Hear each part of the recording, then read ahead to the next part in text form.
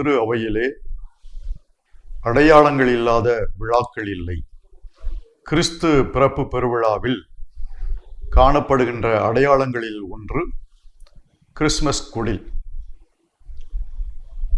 மத்தேயு நற்செய்தி, லூக்கா நற்செய்தி நூல்களிலே பதிவு செய்யப்பட்டிருக்கிற இயேசு கிறிஸ்துவின் பிறப்பை ஒட்டிய நிகழ்ச்சிகளை காட்சிப்படுத்துவதுதான் இந்த கிறிஸ்மஸ் குடில்.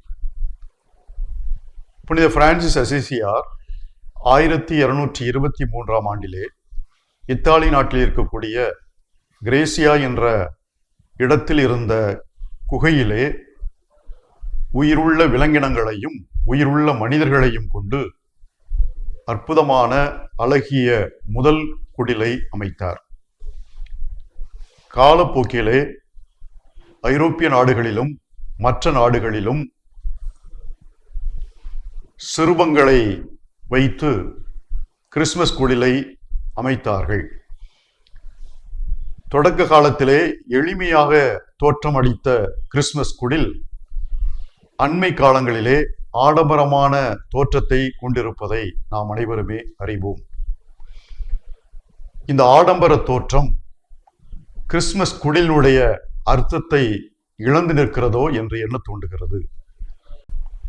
1 கொரிந்தியர் 8:9 அவர் செல்வமிக்கவராயிருந்தும் தமது ஏழ்மையினால் நமக்காக அவர் ஏழையானார் என்று சொல்லப்பட்டிருப்பது போல, இயேசு கிறிஸ்து மாட்டுத் தொழுவத்திலே பிறந்து ஏழைகளை சார்ந்தவர் என்ற செய்தியை இந்த உலகத்திற்கு கொடுத்தார். எனவே கிறிஸ்மஸ் குடிலை பார்க்கிற பொழுதெல்லாம் நம்முடைய உணர்வுகளும்